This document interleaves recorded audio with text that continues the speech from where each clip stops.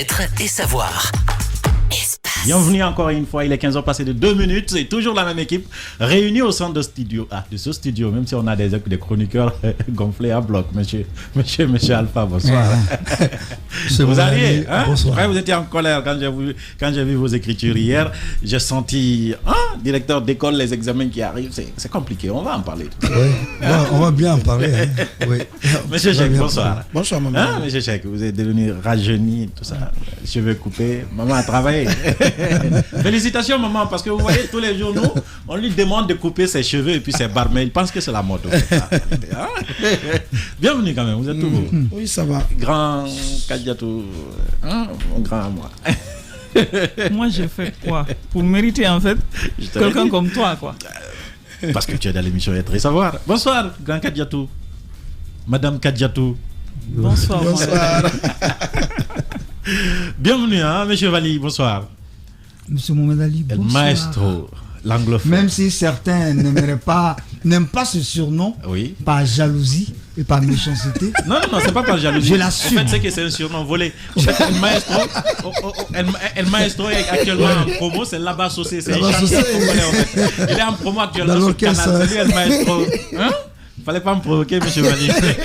En tout cas, bienvenue à tous. Merci beaucoup. Beaucoup de sujets à débattre, notamment sur les examens. Vous connaissez déjà un certain nombre de choses là-dessus. Et donc, vous pouvez nous joindre dans cette émission au 657 39 13 13 via SMS, évidemment. 657 39 13 13. Être et savoir, si c'est maintenant que vous venez de nous rejoindre. L'émission va démarrer juste après cette petite transition.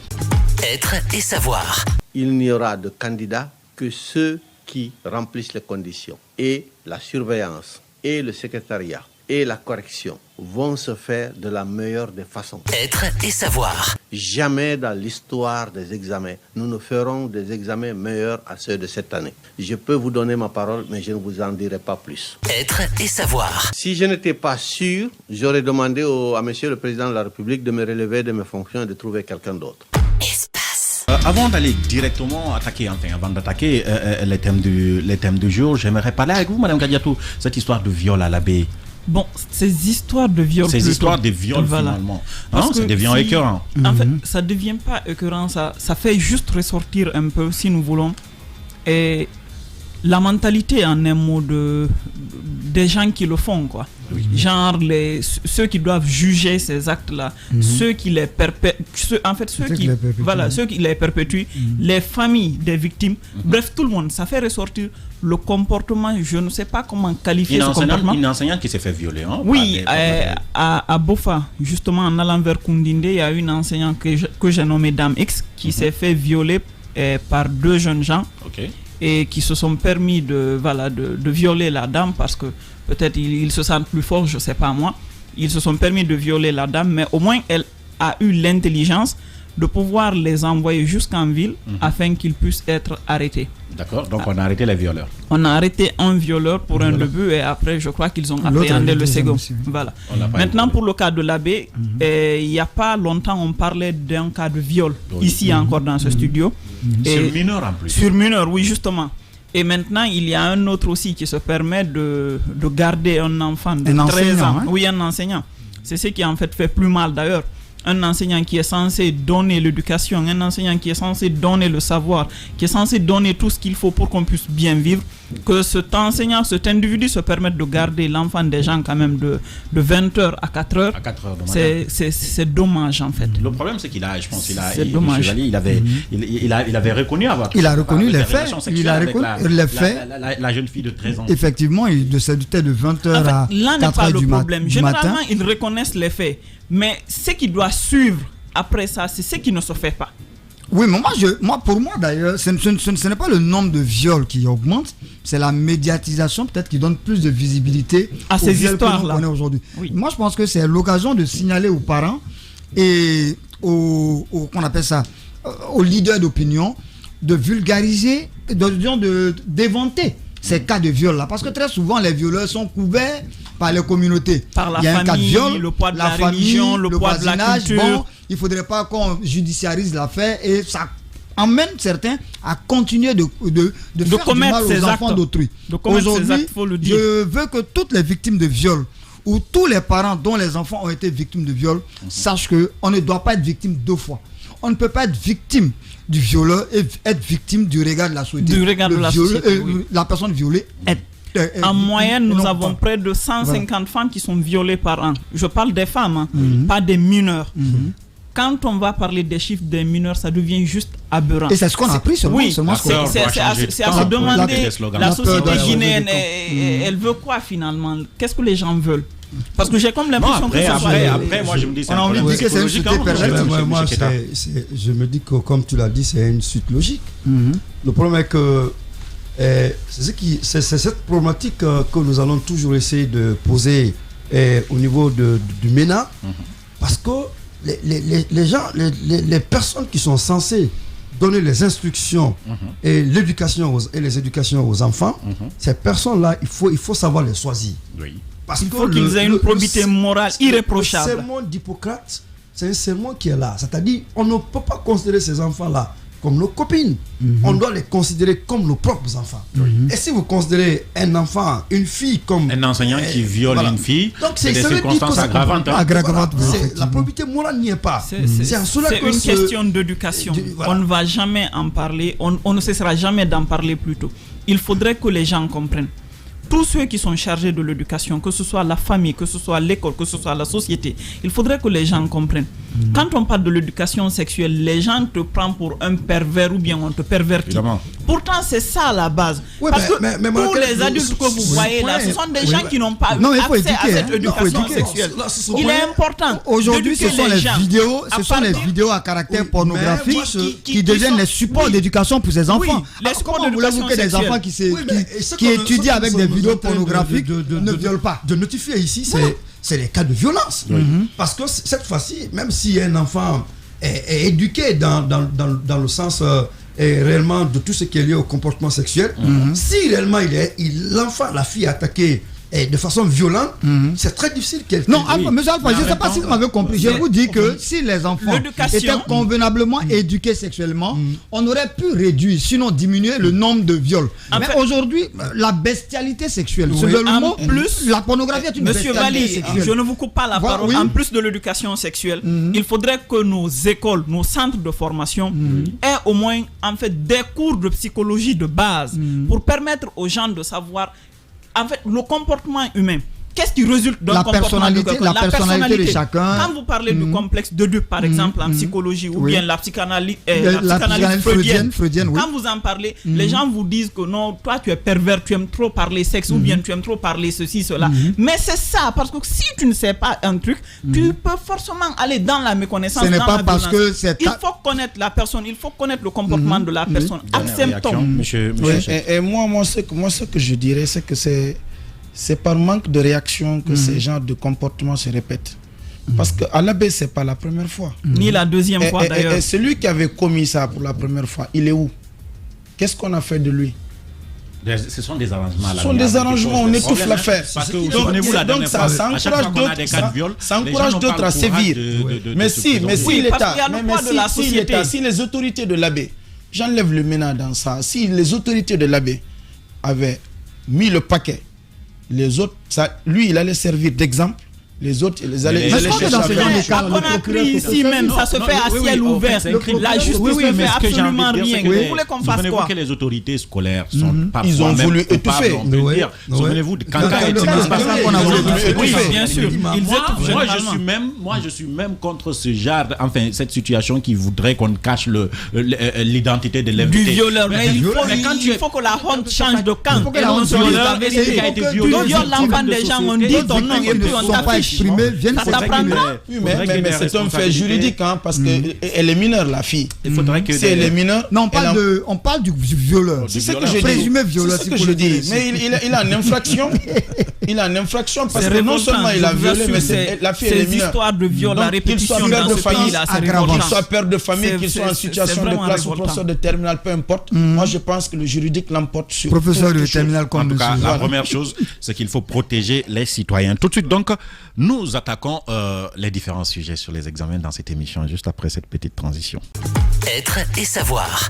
Il n'y aura de candidats que ceux qui remplissent les conditions. Et la surveillance et le secrétariat et la correction vont se faire de la meilleure des façons. Être et savoir. Jamais dans l'histoire des examens, nous ne ferons des examens meilleurs à ceux de cette année. Je peux vous donner ma parole, mais je ne vous en dirai pas plus. Être et savoir. Si je n'étais pas sûr, j'aurais demandé à Monsieur le Président de la République de me relever de mes fonctions et de trouver quelqu'un d'autre. Espace. Monsieur, maintenant, nous allons mettre le pied dans le plat. Et pourquoi? Je vais commencer par Monsieur Alpha. Oui. Les examens. Le conseil ministériel voudrait qu'on les organise maintenant, au mois de juillet, comme par surprise. On nous invite à organiser les mois de juillet. D'organiser les examens au mois de juillet, voilà, j'y arrive. Qu'en pensez-vous? Bon, moi je pense bien que l'instruction qui a été donnée à Monsieur le Premier ministre, c'est une instruction qui est émanante du Président de la République. Oui. Mais le technicien, c'est le ministre de l'Éducation. Oui. Mais est-ce qu'il est possible d'organiser ces examens au mois de juillet? C'est en cela que le calendrier que nous avons reçu depuis le début de l'année par l'Inspection générale de l'Éducation, le mois de juillet devait être consacré à la finalisation des programmes d'enseignement. Mais si nous organisons les examens au mois de juillet, ça veut dire qu'on a bâclé les choses. Parce que dans le calendrier, c'est bien notifié, du 1er août jusqu'au 30 août, ça sera consacré aux évaluations de fin d'année, les examens blancs et les examens de fin d'année. Vous pensez qu'on n'est pas prêt? Mais on n'est pas prêt, on n'est pas prêt. On n'est pas prêt. Non, c'est pas parce que moi je suis pas prêt. Je sais que nous ne sommes pas prêts. À la date d'aujourd'hui, il y a eu 9 mois de cours, non? Oui, c'est pas parce qu'il y a eu 9 mois de cours. Le problème qui est là, c'est le problème des candidats, c'est pas lié au problème de cours. C'est la remontée des listes des candidats. Nous avons la prise des photos. Ensuite, quand on finit la prise des photos, il faut procéder à l'attribution des numéros de table. Donc, à date d'aujourd'hui, jusqu'hier, on était en train de reprendre encore les listes définitives au niveau de ce... D'accord. Mais imaginez que nous avons jusqu'alors là des écoles où les enfants n'ont pas fini de prendre les photos. Donc imaginez que ces photos-là vont être remontées à la DCE. La DCE doit contrôler le service, la cellule qui s'occupe des examens de la DCE doit contrôler ce travail.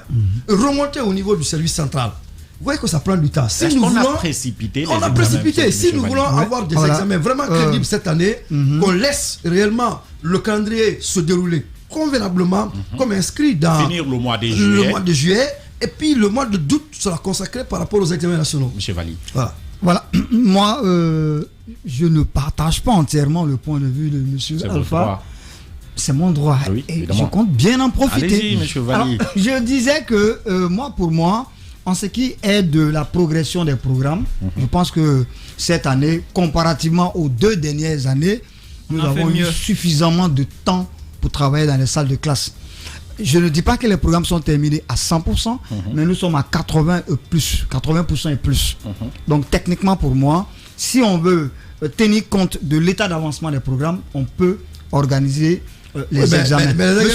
Monsieur Alpha, souffrez que je continue. Moi, je viens. Alors, mais c'est qui le souci que vous aviez émis, compte tenu du fait que dans la préparation matérielle des examens, il y avait un problème. Là, je vous accompagne et je vous applaudis des 2 mains. Parce que matériellement, on n'est pas prêt. Hier encore, moi qui croyais que les prises de photos étaient terminées, j'ai découvert que on continuait encore à prendre des photos. Mais moi, je vais vous dire une chose. C'est vrai, peut-être qu'on peut trouver que le chef d'État a mis les pieds dans les plats en ordonnant au ministre d'organiser les examens dans les plus brefs délais. Mais moi, je vous dis quelque chose, quelque part, monsieur le ministre est lui-même est victime de la situation qu'il a lui-même créée. Ça fait combien de mois dans cette émission, sur ce plateau, nous disons que nous sommes en train de faire une navigation à vue. On a dénoncé le fait que le travail était centralisé. D'ailleurs, aujourd'hui, le MENA est au bord de l'implosion. Parce que on reproche à monsieur le ministre d'avoir non seulement centralisé le travail à son niveau, mais d'avoir créé des commissions ad hoc. Au lieu d'utiliser les... C'est tout à fait normal, hein? Il a des prérogatives pour les faire. Je peux, monsieur. S'il ne fait pas confiance à des cadres, Mohamed Ali, je peux, monsieur Mohamed Ali. Allez-y, moi je alors donc on lui reproche de ne pas avoir utilisé les structures. Il a promis d'organiser les meilleurs examens de l'histoire de la Guinée quand même. Évidemment. Mais voilà, s'il a sa méthode, vous ne pouvez pas le critiquer. Donc voilà, un résultat exceptionnel, méthode exceptionnelle. Je disais que on lui reproche. Vous comprenez bien les choses. Je disais qu'on lui reproche cela. Alors le problème il est où en fait? Alors lorsque on a demandé au cadre du MENA pourquoi plus rien ne bouge, on nous a dit mais attendez, il y a des structures officielles qui habituellement traitent les données relatives aux examens, c'est-à-dire le service examen. Le service examen. Aujourd'hui, et les cellules au niveau des DPE. Voilà. Et les services déconcentrés du service examen. Alors, qu'est-ce qui est arrivé cette année? Monsieur le ministre, c'est de bonne guerre. Dans le souci de réaliser les promesses qu'il avait faites, les promesses d'organiser entre griffes les meilleurs examens de l'histoire de la Guinée, monsieur le ministre, au lieu d'utiliser les structures traditionnelles, a mis des commissions ad hoc à côté. Alors, où est le problème dans tout cela? On me dit non, s'il n'a pas de confiance, c'est tout à fait normal. Je suis d'accord. Mais je vous dis que lorsqu'on est administrateur, lorsqu'on est ministre de la République, on ne gère pas un groupe, on gère tout un département. Donc on doit être capable de sanctionner ceux qui n'obéissent pas aux règles, mais on ne va pas tout le temps créer des commissions ad hoc. Je vais aller avec monsieur Cheikh. Est-ce que vous pensez que le président de la République, en donnant l'injonction d'organiser les examens au mois de juillet, interrompt le ministre Bano dans le processus qu'il a engagé? Mais il l'a carrément sabordé. Ça c'est clair. Il a carrément, en donnant une injection, il a carrément sapé son autorité. Ça c'est vrai.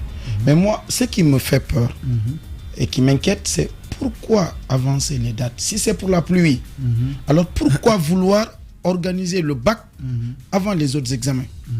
Oui, parce qu'en même temps, c'est la nouveauté de cette année-là. On veut commencer par organiser le baccalauréat.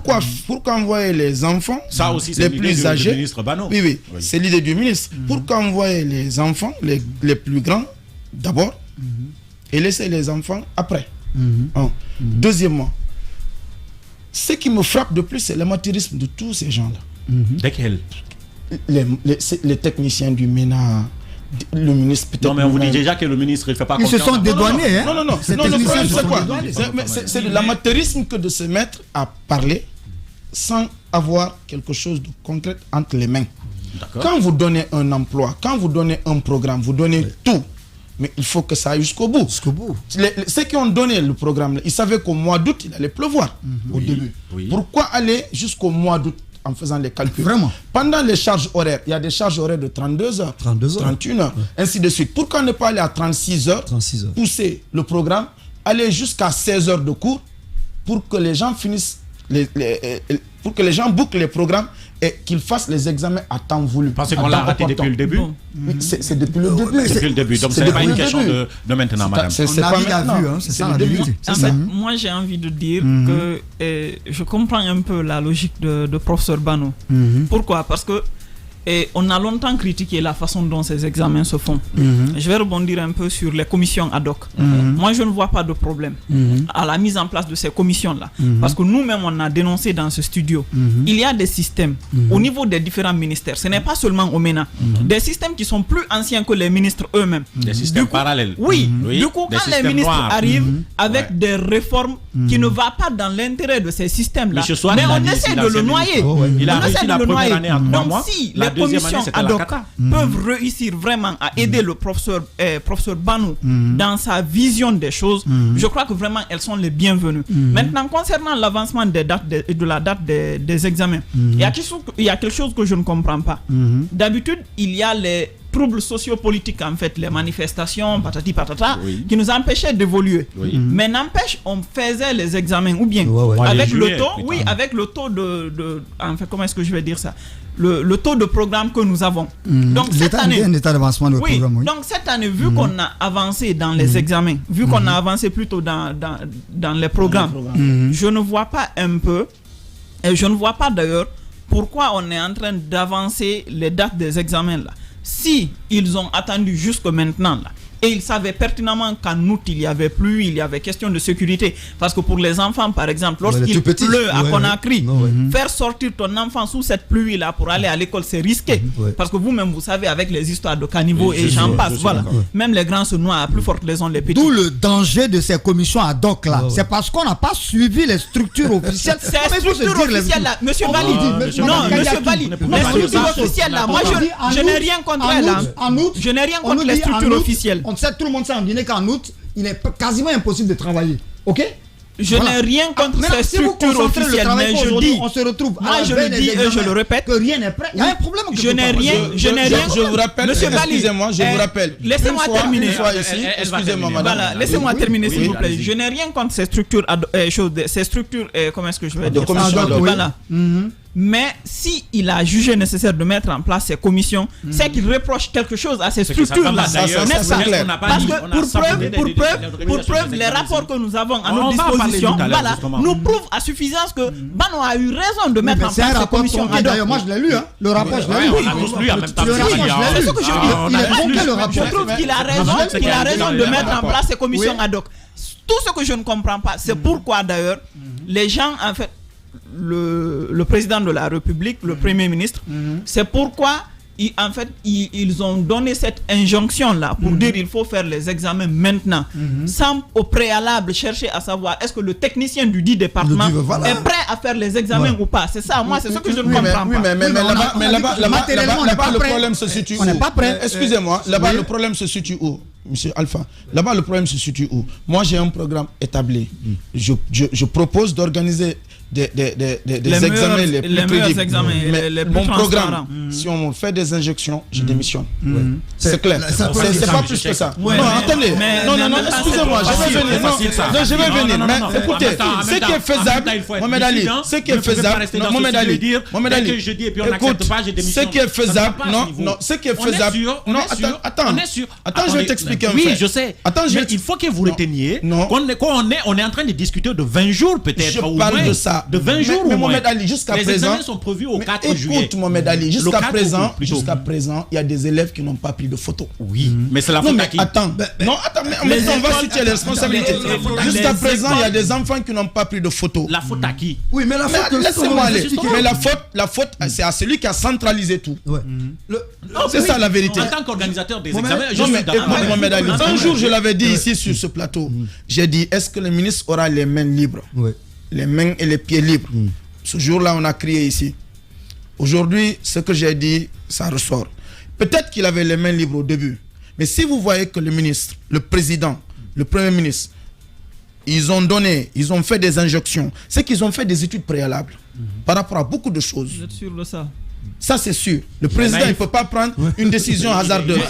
Oui, c'est vrai. Non, mais il y a eu un travail.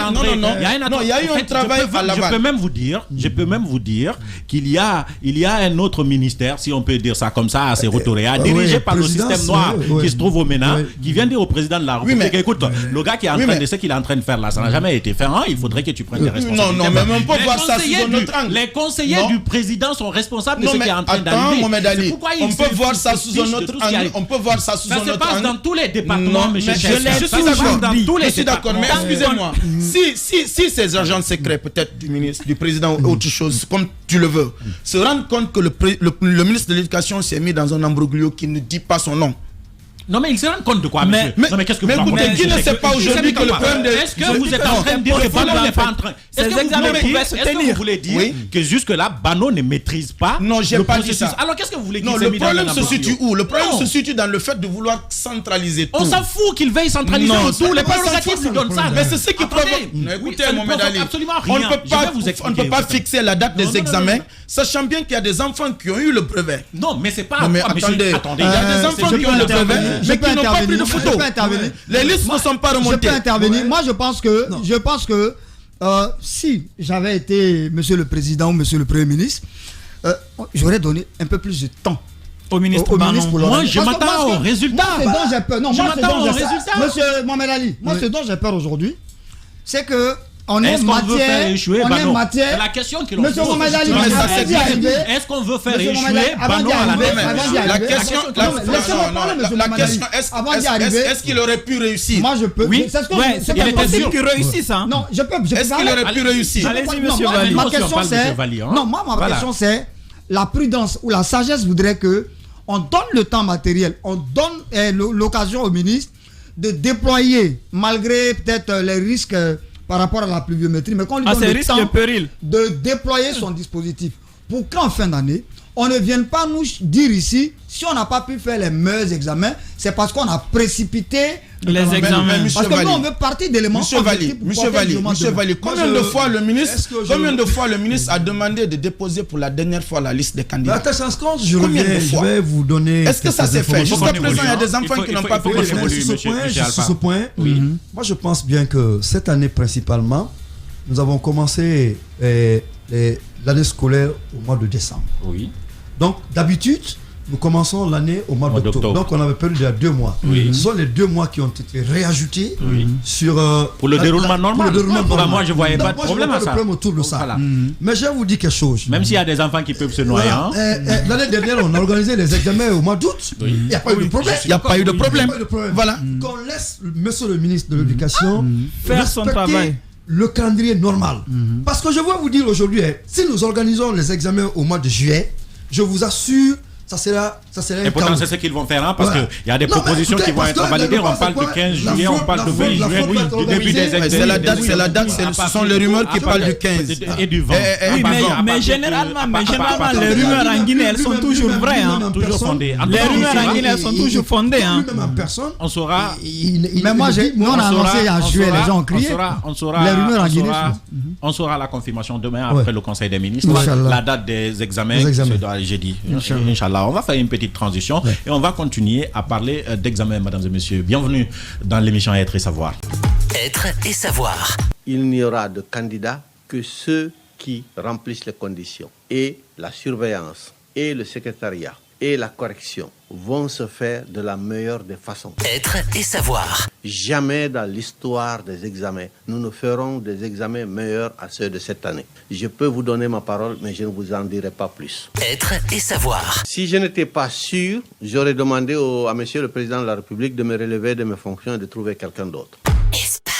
Mesdames et messieurs, si c'est maintenant que vous venez de nous prendre en mars, nous sommes en train de parler de l'organisation de ces examens. Toute l'équipe au complet, monsieur Vali. On continue donc juste le temps de rappeler que vous pouvez intervenir dans cette émission via SMS au 657 39 13 13. Écrivez-nous et nous allons relayer votre message dans cette émission. On va parler maintenant de l'analyse de rapport 2020-2021. Enfin, l'analyse des copies. On a l'analyse des copies d'examens nationaux. Voilà. Donc, effectivement, oui. Ce rapport, comme on dit souvent dans la presse, a fait couler beaucoup d'encre et de salive. Oui. Les gens en ont parlé, ceux qui ont lu le rapport en ont parlé, ceux qui ne l'ont pas lu en ont parlé, ceux qui ont causé dans les bars cafés en ont parlé, mais c'est trouvé que beaucoup de choses fausses ont été relayées, comme quelque chose vrai ont été relayées également. Donc nous avons lu le rapport et nous l'avons analysé. La première question que moi je me suis posée lorsque j'ai lu le rapport, c'était quels étaient les outils d'analyse. Qu'est-ce qu'on a analysé pour pouvoir produire le rapport. Alors donc dans le rapport, on nous signale que on a étudié les copies des 3 examens nationaux. Oui. Ensuite, on a étudié les résultats des 3 examens nationaux. On dit que c'est les éléments de base à partir desquels ces rapports ont été produits. Oui. Maintenant, on a tenu compte d'un certain nombre de critères de temps et surtout d'espace surtout. D'espace, c'est-à-dire tel centre se situait dans quelle région, tel centre se situait dans quelle région, quel est le type d'enseignant que les enfants avaient. Donc, on nous a dit qu'on a tenu compte de tous ces critères avant de faire une étude statistique. Alors, quel était selon le rapport son but? Le but était de mesurer la fréquence des lacunes par discipline pour corriger. Ça, c'est 1. 2. Vérifier la sincérité du processus. Est-ce que nos examens ont été organisés de façon convenable l'année dernière et certifier le respect des normes par les correcteurs. Est-ce que ceux qui ont corrigé les copies l'année dernière l'ont fait convenablement? Alors donc, c'était les grandes lignes que nous avons. Qu'en est-il, M. Vali, au finish? Alors, donc maintenant, au finish, Alors, on a appris sur les réseaux sociaux, ici et là, que des régions avaient été incriminées. Oui, notamment Sigiri. 92% de réussite, c'est... Notamment Kankan et Sigiri. Alors moi, ce qui m'a paru bizarre, incongru, c'est qu'on ne veuille concentrer l'extrait du rapport que sur 2 régions. Alors que beaucoup de localités avaient été citées. Oui. Je vais vous lire les passages du rapport pour dire que ceux qui ont sorti ces éléments-là avaient des intentions noires, pour ne pas dire tendancieuses derrière la tête quand ils l'ont sorti. Qu'est-ce que c'est? Alors, je lis. Non, mais c'est vrai, il faut dire les choses telles qu'elles sont. Alors, donc, c'est à la dernière page du rapport. Je lis, textuellement. Je n'ajoute rien. Cette situation, je disais, à Conakry, par exemple, la proportion de réussite a été plus forte dans la zone de Matoto, avec une moyenne générale de 51% de taux d'admission et des pics d'admission dans les centres d'examen d'Albert de Monaco, 74% d'admis, Dr Fassina Beavogi, 74% d'admis, et Kaloum avec 1,2% d'admis, c'est-à-dire très bas. Donc les autres c'était très haut, Matoto. Je continue toujours, on dit, cette situation n'est pas spécifique à Conakry avec 4 centres d'examen à Kankan, avec un taux d'admission de plus de 70%. Quand un taux d'admission de plus de 70%, de 80% à Sigiri, de 92% à Lola. Le problème, c'est qu'on se demande comment est-ce possible. Et 90% à Kouakan. En fait, c'est ça. En fait, moi, ce qui m'a étonné, c'est qu'il y a des localités qui ont des pourcentages plus élevés d'ailleurs, mais les gens ont ciblé des localités. Peut-être qu'on a voulu communautariser, créer une sorte de tension au sein du département. Parce que moi j'ai vu des publications. On m'a dit, mais Vali, pourquoi tu n'interviens pas? J'ai dit non, je n'interviens pas parce que je n'avais pas encore lu le rapport. Ça c'est un. De 2, il y a des propos qui ont été attribués au ministre. Certains m'ont dit qu'il l'a dit, certains m'ont dit qu'il ne l'a pas dit. J'ai appelé des gens. Quels sont les propos qu'on a? Voilà, on lui a attribué des propos comme quoi les zones où la fraude était la plus considérable seraient les zones de Sigiri et de Kankan. Et dans le rapport, quand vous lisez, Sigiri et Kankan ne sont pas les seules localités qui sont citées. Et on a dit que on a cité les conditions de développement de cette fraude-là. On a dit par exemple que c'est souvent dans les localités éloignées. D'où d'ailleurs le désir du département d'éliminer certains centres qui sont dans les sous-préfectures, de les emmener dans les préfectures, donc dans des espaces plus accessibles, pour qu'on puisse faire le contrôle. Donc les espaces qui étaient enclavés, il y a eu beaucoup de fraude. Et Matoto, dans la commune de... Comment est-ce qu'on appelle ça? Conakry. La commune de monsieur Keita. C'est notre commune d'ailleurs, c'est la commune qui est la plus citée en termes de dérapage frauduleux. Donc, mais on l'avait dénoncé l'année dernière. Avec le DCE, il se trouve on avait parlé de Sigiri. Il y a une mauvaise comparaison qui se fait en Guinée. Excusez-moi. Mais il y a combien de lycées à Matoto? Mais à Kaloum, il y a combien de lycées? Ça aussi. Donc, quand on fait des comparaisons pareilles, il faut tenir compte de la taille de la commune. Deuxièmement, ce qui s'est passé l'année passée, la fraude, elle est généralisée et identique de A jusqu'à Z. Il n'y a pas à tel niveau. Peut-être c'est eux qui ont pu mieux réussir à frauder. Mais il y a eu fraude à Ratoma, il y a eu fraude à Dixine, il y a eu fraude à Matam, il y a eu fraude à Matoto. Mais la question, c'est comment est-ce qu'on peut avoir 92% de réussite aux examens dans des régions comme Sigiri, par exemple. Sigiri, je ne sais pas. Sigiri, je ne sais pas. 90%. Mais Mohamed Ali, c'est quand même des circonscriptions. Laissez-moi finir. Dans Conakry, c'est une classique. Que Matoto ait beaucoup plus de pourcentage d'admis par rapport à beaucoup de communes. Ça, c'est une classique. J'ai fait 5 ans à Kaloum, au lycée 28 septembre, mais à chaque fois, ça ne date pas d'aujourd'hui, à chaque fois, sous la houlette du lycée Imba à l'époque de Kotobari, Matoto était à la pointe. Au niveau des pourcentages. Ça, c'est une réalité. Au niveau des fraudes. Non, pas seulement des fraudes. Mais il y a des fraudes partout. Sur ces fraudes, l'année dernière, il faut retenir que nous avons eu l'année dernière, avec toutes les enquêtes qui ont été menées, des groupes WhatsApp qui étaient créés dans les quartiers, bien sûr, dans les maisons, dans les écoles. Mais ça, c'était une fraude organisée. C'est ce qui fait qu'aujourd'hui, c'est-à-dire le taux qu'on est en train de donner mais ça, ça ne veut rien dire. La vérité même est que dans les zones urbaines, il y a plus de fraude que dans les zones rurales. L'année dernière, je vous assure, à l'instant T que l'épreuve est lancée dans une salle de classe, à l'instant T, vous reverrez l'épreuve sur la toile. Mais je vous dis, en fait, c'est comme quand tu dois rencontrer les leaders narcos. C'est tellement hiérarchisé que... Cloisonné. Tu ne peux même pas... Tu peux pas passer. Est-ce que vous comprenez? Mais dans leur rapport, ils ont expliqué d'ailleurs sur quoi ils se sont accentués. On a parlé de la mauvaise organisation des examens. D'où d'ailleurs... Oui, mais d'ailleurs, Monsieur Mohamed Ali, non, moi je veux parler. Moi, je suis pour les commissions ad hoc. Non, moi je veux parler. Je suis pour les commissions ad hoc. Le problème, c'est que c'est un système qui commence au niveau du service. Bien sûr, c'est eux. Ils te font payer 1,5 million, ils te font payer 2 millions et l'examen, il est assuré. Il y a une information que je vais vous donner. L'année dernière, je me suis hasardé. Je l'ai fait l'année dernière. Je me suis hasardé, je suis allé dans certains salles. Je sais les négociations qui se faisaient dans ces salles. Je te dis que c'était bien organisé. Des responsables d'école, des professeurs qui sont installés auprès des centres d'examen, qui retiraient de l'argent de la chambre des enfants. C'est pourquoi... Monsieur, moi je reviens au rapport.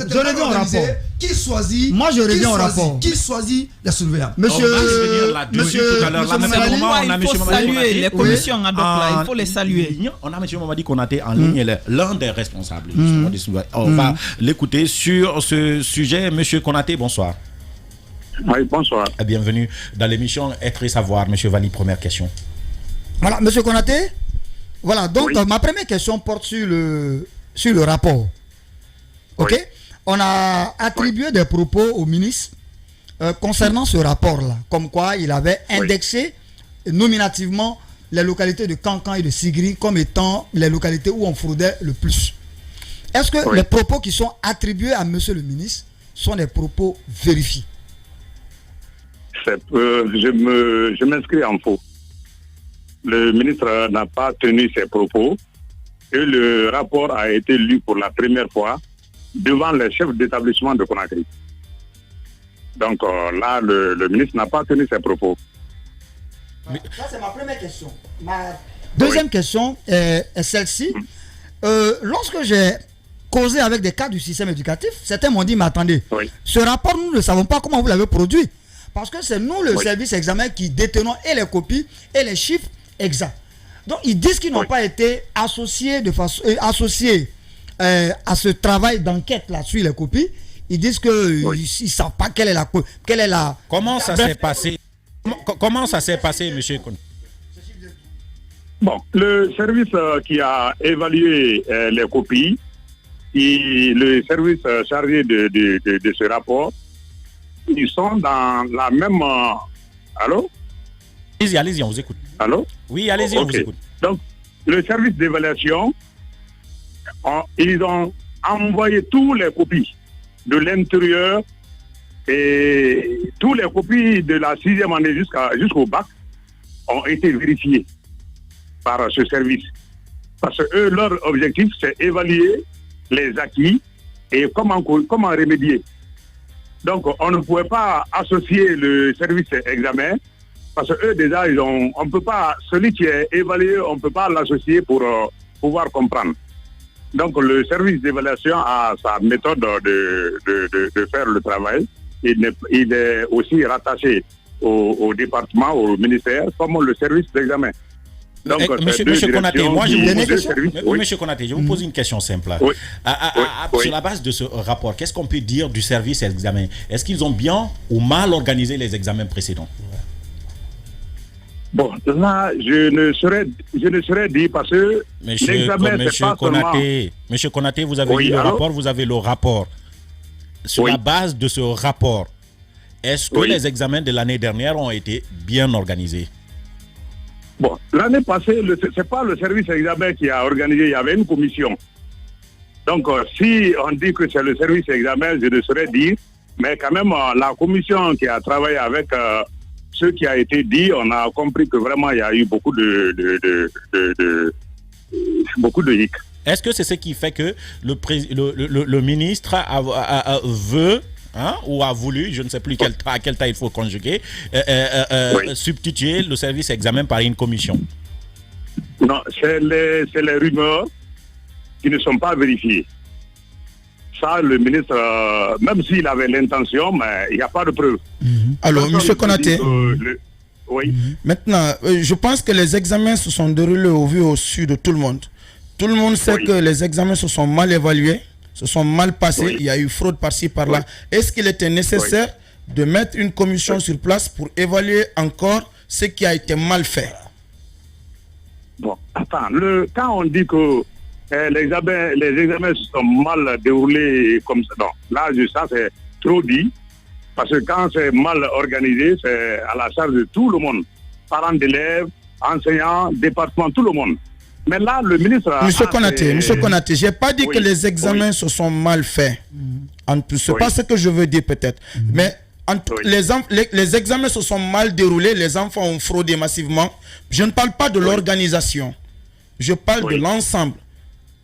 Ça a une vue d'ensemble. Donc, il y a eu fraude. Tout le monde sait qu'il y a eu fraude. Les enfants sont sortis avec des téléphones. Les sujets ont été mis sur la toile.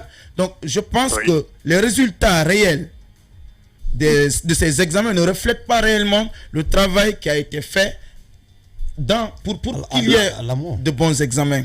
Donc, est-ce qu'il était nécessaire d'évaluer ce qui a été mal fait? C'est ce que je demande. Non, mon frère, ça c'est... tout. Vous savez, notre pays, il y a tellement de rumeurs. Personne n'a envoyé des preuves. Parce que quand vous êtes là en train de dire que les examens, il y a eu fraude, ceci, cela, mais fraude, on n'a pas eu, moi, je n'ai pas eu de preuves. C'est normal. Vous êtes au bureau, vous n'êtes pas enseignant. Non, ça fait depuis 2014. On va l'écouter. Depuis 2014, je suis superviseur des examens. De la 7e jusqu'au bac, je reste dans les régions, dans les préfectures jusqu'à la fin des examens. Donc je sais ce qui se passe. Donc c'est pas commencé l'année dernière. Ça c'est le quotidien des Guinéens. Et je sais que nous sommes là pour... nous voulons empêcher cette fois-ci. La rumeur. Monsieur Konaté, l'année dernière, monsieur le ministre de l'Éducation nationale, Professeur Bano, avait convoqué un certain nombre d'écoles à l'INRAP. Des écoles ont été convoquées. On nous a fait comprendre qu'il y a eu de la fraude organisée. Le conseil juridique même nous a dit sur place ce jour-là, il y a eu plus de 800 et quelques téléphones qui ont été confisqués. Est-ce que vous pouvez nous dire par là qu'il n'y a pas eu fraude en Guinée l'année dernière? Bon, là, moi je ne suis pas là pour dire qu'il y a eu fraude ou qu'il n'y a pas eu fraude. Parce que ça, c'est après. Attendez, s'il vous plaît. Ça, c'est après nous. L'examen, là, ça, c'est fini. Fraude ou bien pas fraude. On ne nous a jamais montré quelqu'un qui a fraudé. On dit qu'il y a eu voleur. Où est le voleur? Non, mais il y a eu des directeurs qui ont été arrêtés. Ils ont été mis à la disposition de la justice l'année dernière. Ah, la suite. Oui, monsieur le ministre nous a dit, le conseil juridique nous a dit dans la salle. Ils ont été mis à la disposition de la justice l'année dernière. Ils sont les mieux placés pour juger ces cas. Parce que là, moi, je ne peux pas donner mon point de vue sur...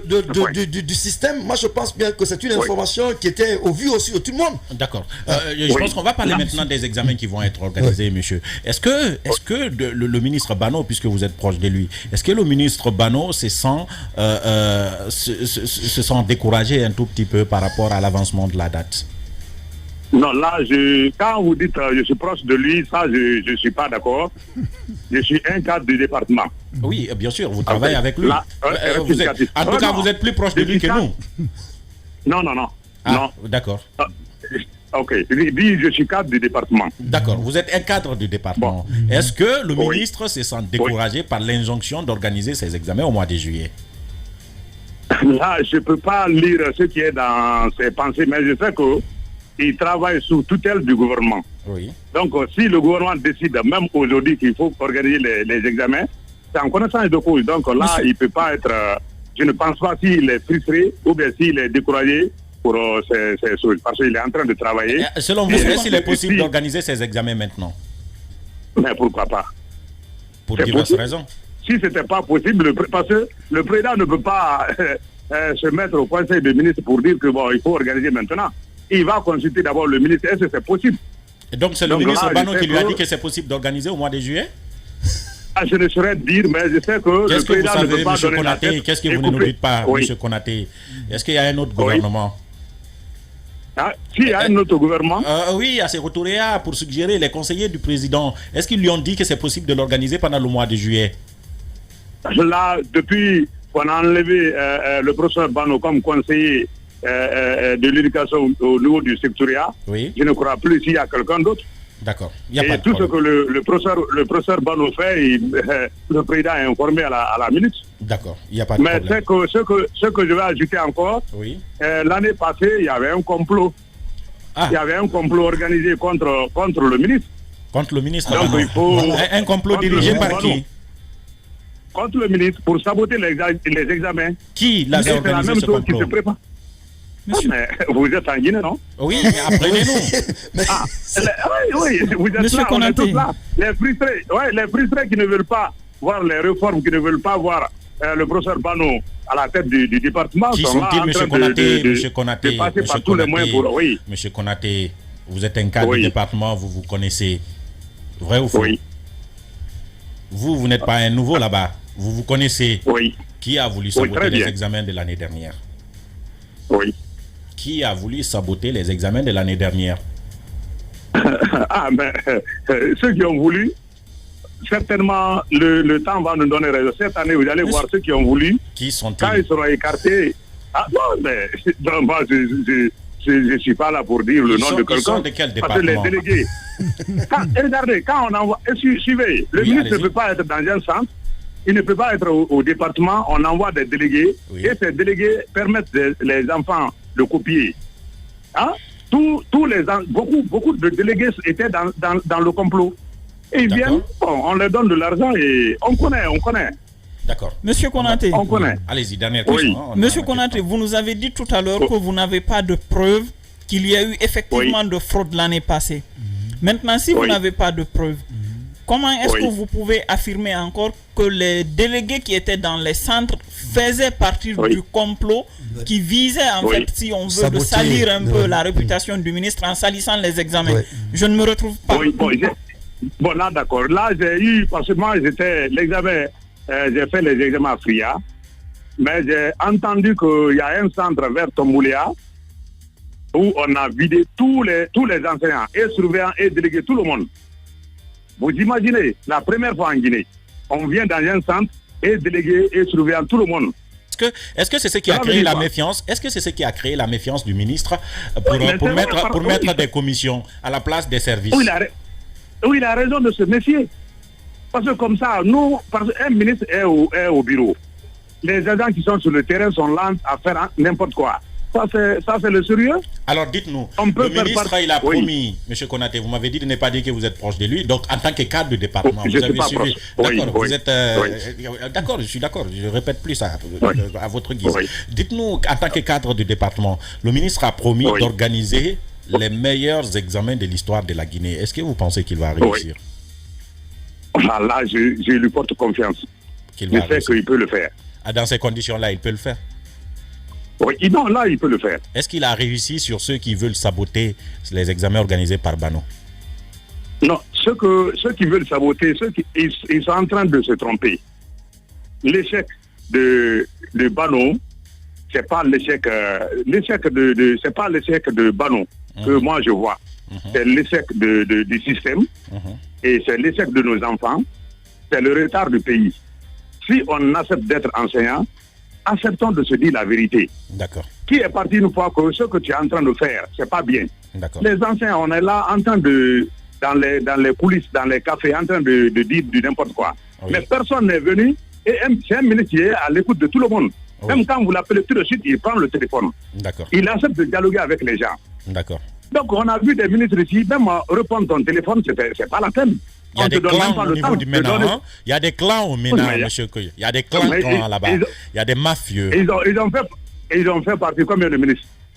On croyait que c'était le ministre c'était le président qui faisait partie des ministres. Mais là maintenant, on sait qu'il y a des gens au MENA. Il y a des gens au MENA qui font partie des ministres.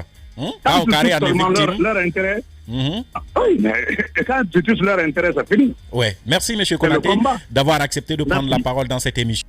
Mesdames et messieurs, c'est la fin de cette émission. Je suis obligé de rompre. On est toujours à court de temps. Merci d'avoir. Mais pourquoi ne pas reporter cette discussion demain? Nous présentons toutes nos excuses à M. Salifou Kamara, il est secrétaire général de la FSPE. On allait manquer de temps, c'est pourquoi on ne l'a pas pris aujourd'hui, mais ce n'est que partie remise. On fera ça demain. M. Keita, merci. M. Cheikh, Madame Kadiatou, M. Vali, c'était nous. Pour vous, l'émission Être et Savoir, et comme vous le savez, nous le disons tout le temps, une éducation sous-développée et souvent une éducation confiée à des gens qui se foutent complètement de l'éducation. Nous travaillons à ce que la nôtre ne soit pas une vérité qui nous mente. À demain donc, à la même heure, sur le même plateau. Au revoir. Être et Savoir.